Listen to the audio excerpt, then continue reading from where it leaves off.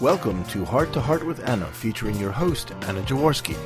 Our program is designed to empower the CHD or congenital heart defect community. Our program may also help families who have children who are chronically ill by bringing information and encouragement to you in order to become an advocate for your community. Now, here is Anna Jaworski. Welcome to Season 9 3/4 of Heart to Heart with Anna. While Anna is on hiatus, we have a special bonus episode for you today. I'm guest host Laura Ryan. Thank you for joining us. Today's show is a Heart Warrior's early onset of menopause. Kathy Ware was born in 1974 with tricuspid atresia and pulmonary stenosis. After multiple surgeries, her current care includes seeing an adult cardiologist every 10 months at the University of Virginia. Kathy is still cyanotic, and there are no plans for additional surgeries. Kathy is married and a full-time professor at Lord Fairfax Community College. In her early 30s, Kathy noticed something was changing, not with her heart, but with her menstrual cycle. Upon talking to her OBGYN, Kathy was told she was too young to be reaching menopause. Instead, she was put on an antidepressant to deal with the mood swings, breast pain, and paranoia. While listening to the Adult Congenital Heart Association's webinar about menopause and CHD, the host suggested Kathy see a menopausal specialist. Kathy did so, and after giving 4 vials of blood, the test results showed she was in late transitional menopause, almost 10 years early. Welcome to Heart with Anna. Kathy? Hi, Laura. Thanks for having me. You're welcome. Thanks for being here. Let's get right into this. After all your procedures, you are still cyanotic. Can you tell us a little more about your condition? As you mentioned, I was born with tricuspid atresia, which means I was born without a tricuspid valve, so there is no opening between my right atrium and my right ventricle. My right ventricle wasn't getting the normal blood supply in utero, so my right ventricle didn't form. My parents were told it looks like a dried up prune. After my first surgery, that's what they decided it looked like. My first surgery was the POTS, which I do not think is done anymore.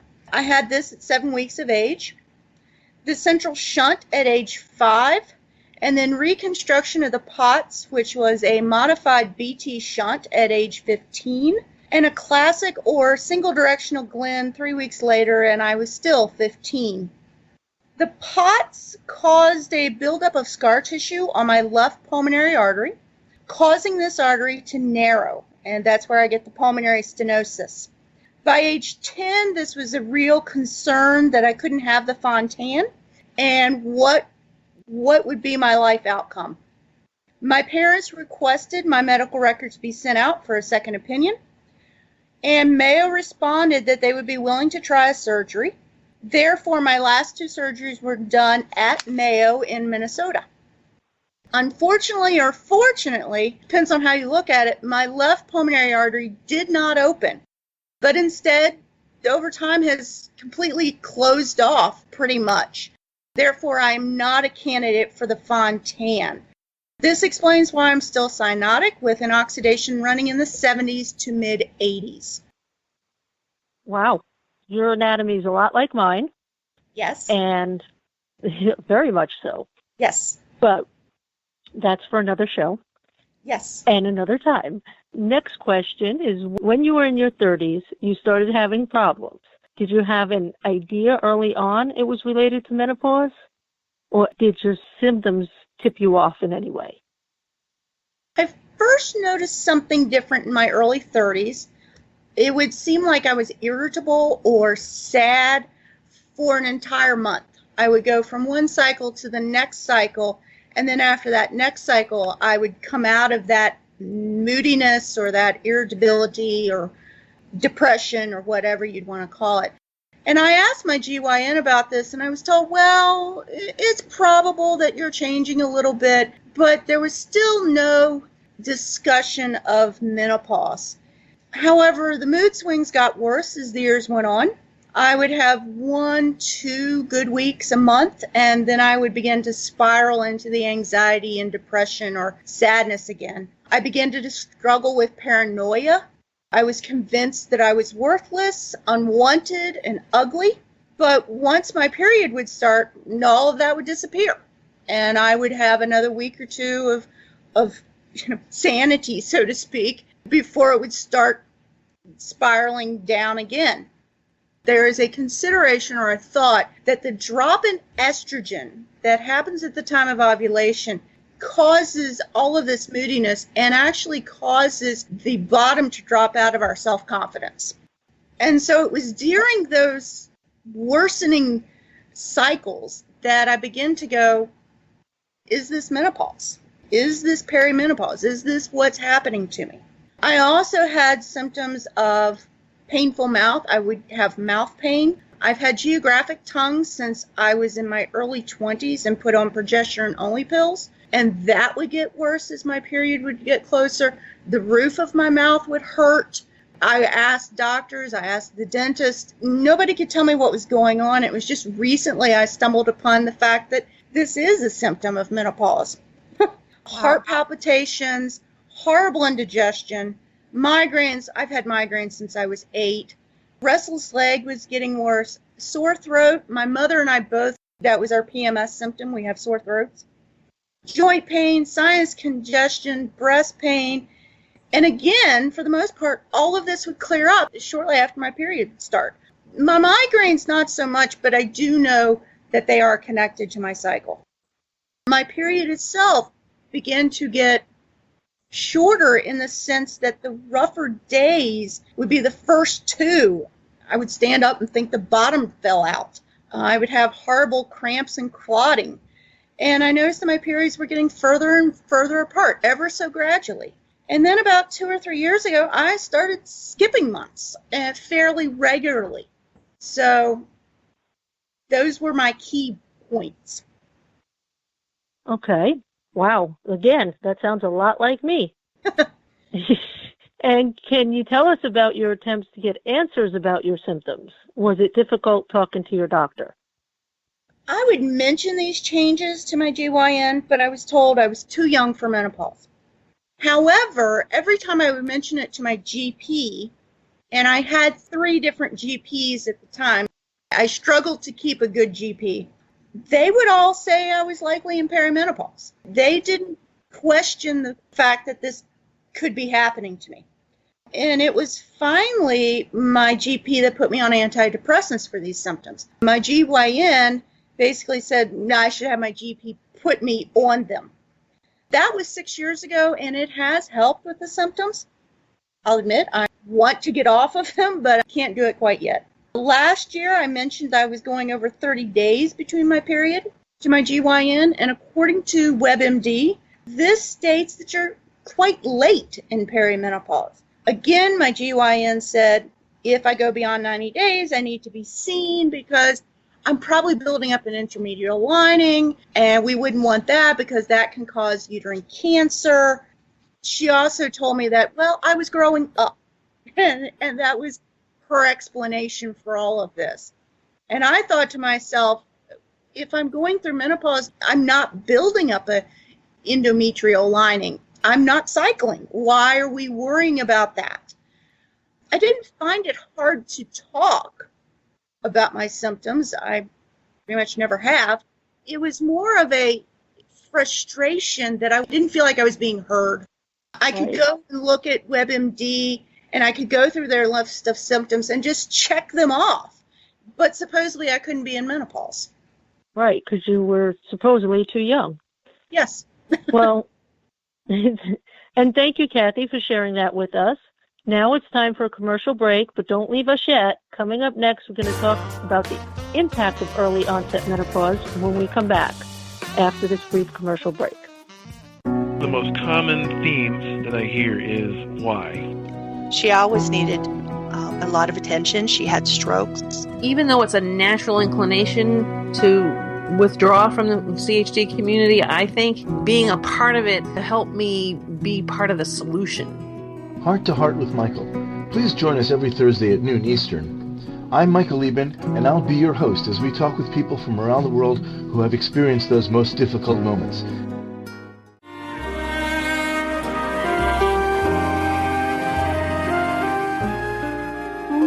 Forever by the Baby Blues Sound Collective. I think what I love so much about this CD is that some of the songs were inspired by the patients. Many listeners will understand many of the different songs and what they've been inspired by. Our new album will be available on iTunes, Amazon.com, Spotify. I love the fact that the proceeds from this CD are actually going to help those with congenital heart defects. Enjoy the music. Home Tonight Forever.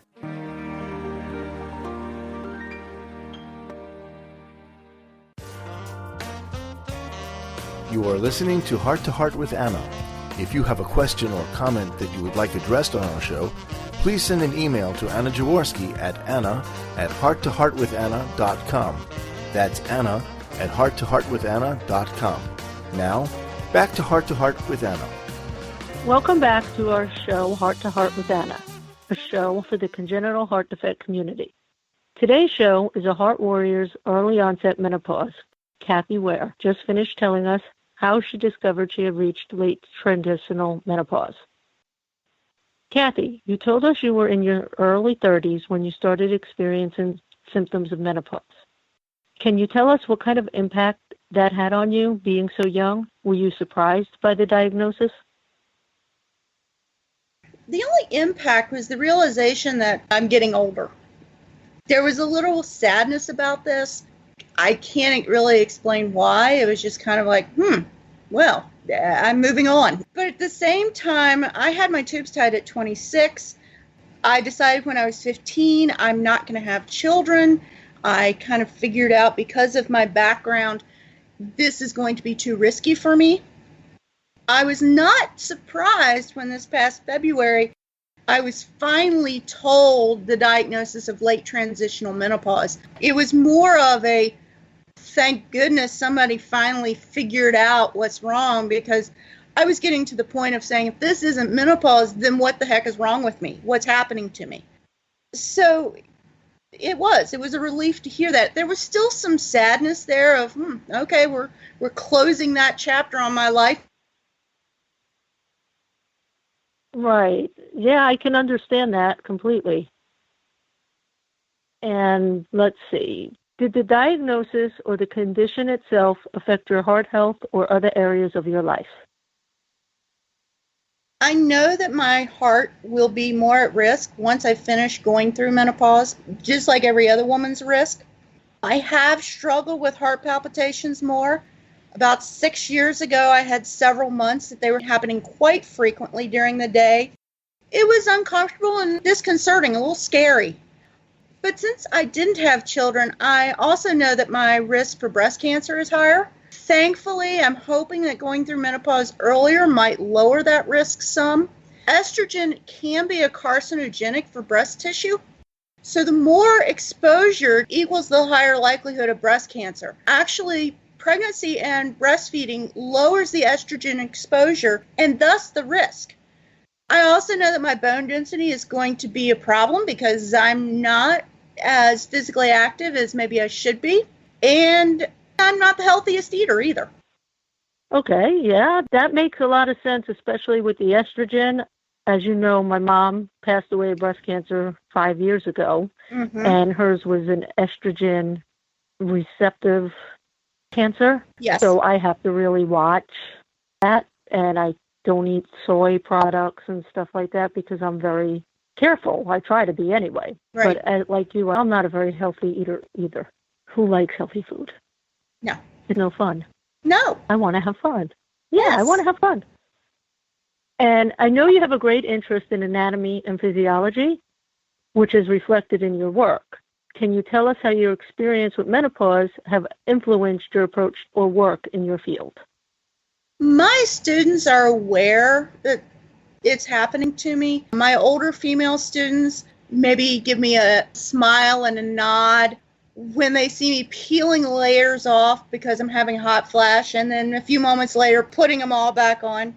Some students have noticed that I'm not as cold-natured as I usually am, or as I was a semester or two ago. My students do know about my heart condition. I have used it in anatomy and phys to try to explain the heart function and to get them to critically think about how the body is having to respond to this low oxidation and why do these surgeries work, so to speak. I try to also make my students aware that everybody's homeostasis is different, meaning their body's balance. And I also try to get them to understand that as medical professionals, you need to listen to your patients, particularly those with chronic, even though I don't like to think of myself as chronically ill. I don't think myself that way. But I understand, and your patients will understand what's happening to them maybe better than you do. So make sure you listen to what your patient is telling you. Very good. Very good points there. Thank you, Kathy, for sharing the information with us. Now it's time for another short commercial break, but don't leave yet. Coming up next, we're going to talk to Kathy about getting the right answers regarding menopause. We'll be right back after this quick commercial break. Anna Jaworski has written several books to empower the congenital heart defect, or CHD, community. These books can be found at Amazon.com or at her website, www.babyheartspress.com. Her bestseller is The Heart of a Mother, an anthology of stories written by women for women in the CHD community. Anna's other books, My Brother Needs an Operation, The Heart of a Father, and Hypoplastic Left Heart Syndrome, a handbook for parents, will help you understand that you are not alone. Visit babyheartspress.com to find out more. When I saw so many of these CHD groups growing, I found family just ready to join me. Anyone who is a member of the adult congenital heart defect community can be a guest on our show. We have a great year planned, and we look forward to sharing other interesting topics. Heart to Heart with Nicole and David, serving the ACHD community, Wednesdays at noon Eastern. Did you know that most men suffer from beard itch, ingrown hairs, and a dry face, all because they're not using the right shaving tools? At woodrazor.com, we sell handmade heirloom quality badger hair brushes that exfoliate the skin, open the pores, and stimulate hair follicles, which gives a gentleman a closer, more comfortable shave and a clean face. Visit our website, woodrazor.com, where you can learn more about men's skincare and check out our professional shaving tools. A perfect gift for your man, built to last for generations. That's woodrazor.com. Welcome back to our show, Heart to Heart with Anna, a show for the congenital heart defect community. Today's show is a Heart Warrior's early onset menopause. We just finished talking with Kathy Ware about the impact that at just 43 years old, menopause has had on her life. We have a little time left, so I'd like to ask a couple more questions before we're done. If this isn't too personal, how old were you when you started your cycle? I was 14 years old. I was a late bloomer, like my father. My father's graduation picture from high school, he looks like he's 12. So I was a late bloomer. I started when I was 14. And then I had my last two surgeries when I was 15. I lost 12 pounds. And because I was so low weight, which is a CHD side effect, so to speak, I lost my periods almost a year. So in a way, I guess you could say I really didn't maybe start till I was 16. Okay. Now, did the doctor say starting your period early can have something to do with early menopause, or did they not get into that? So they did not get into that, and I don't know that our research, scientists or doctors' research supports that. Okay, because that was just a question of mine all the time, because I started late too, and I always wondered about that. That was more of a personal interest of mine sort of question. That's fine.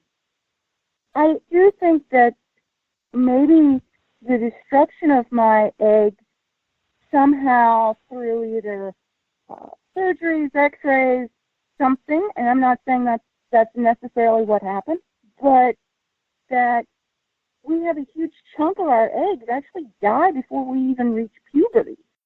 So was there something that happened to you and myself, and maybe other women with CHD that I don't know about, that caused a larger chunk of them to die off before we reached puberty? And that I don't know. And I'm thinking it could be the lower oxygen when we were younger. Yes. I think that has more effects than we think. Is a depleted oxygen level, does that kill them off? I don't know. Right. Yeah, well, and we may never know. No. Not in our lifetime. Yeah. It took a while to finally get answers about the symptoms you were experiencing. Why do you think your doctors missed the proper diagnosis? Did your heart condition throw them off, or are there two conditions somehow connected?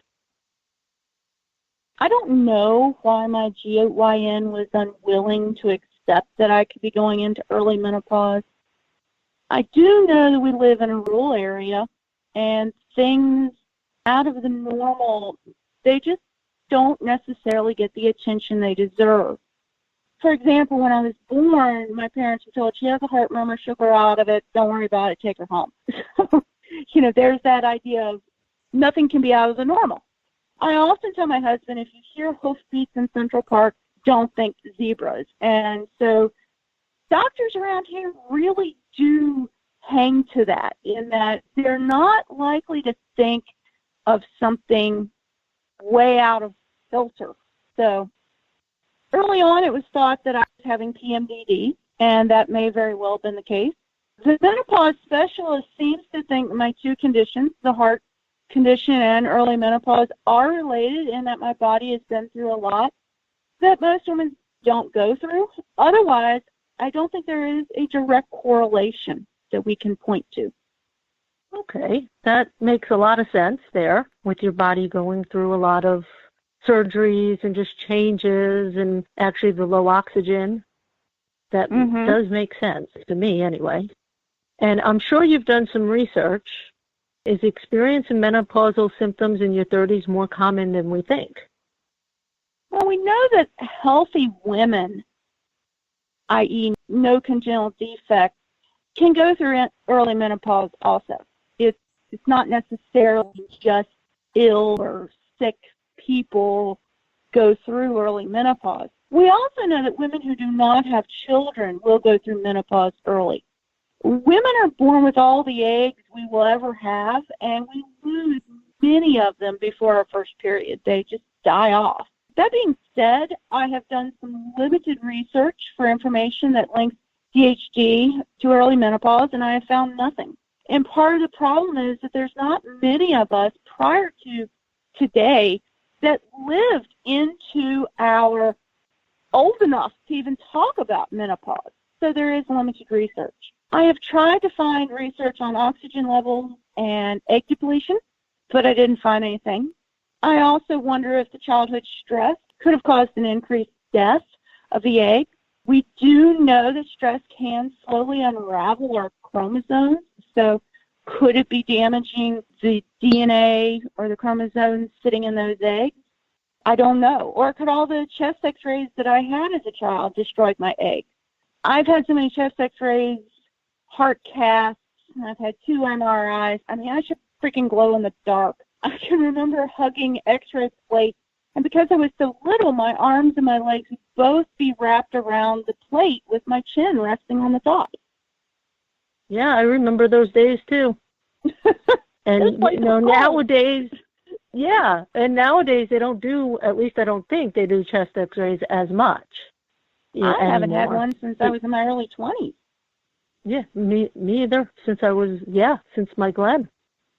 When I was like 25, that was my last one. So yeah, I don't think they do them as routinely anymore because of the radiation effects. But back on topic, what advice would you give to other women who experience symptoms like the ones you had? Who can help give the most accurate diagnosis regardless of age of onset? I would say this no matter what your complaint is, don't stop asking questions. Keep pushing for answers. You are your own best advocate. Record your symptoms. There are plenty of apps that you can get on your phone. I have one that's called I-Period. Gives you multiple symptoms that you can record, calendar, and all sorts of interesting little tidbits on that thing that you can use to record your symptoms. And if all else fails, go to a menopausal specialist. I had listened, as you mentioned, to the ACHA webinar on menopause back in October. They suggested for me to go to a menopausal specialist. I contacted my cardiologist that evening, and the next morning I had an email from him saying, this is who we're going to send you to, and my nurse will be setting up the appointment for you. Realize, though, that blood tests may or may not show you are in menopause, but there are several tests that can be done for your hormone level to the health of your egg. So it just depends on when they draw the blood, when they kind of hit you up for your blood, as to what hormone levels they're going to see. Okay, makes a lot of sense. And thank you. And that concludes this episode with Heart to Heart with Anna. Thanks for listening today. Please come back next week on Tuesday at noon Eastern Time. Until then, please find and follow our radio show on YouTube. And remember, my friends, you are not alone. Thank you again for joining us this week. We hope you have been inspired and empowered to become an advocate for the congenital heart defect community.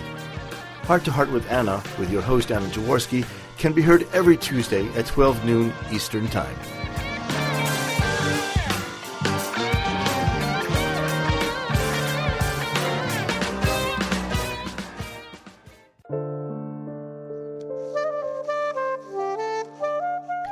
Heart to Heart with Anna is a presentation of Hearts Unite the Globe and is part of the Hug Podcast Network.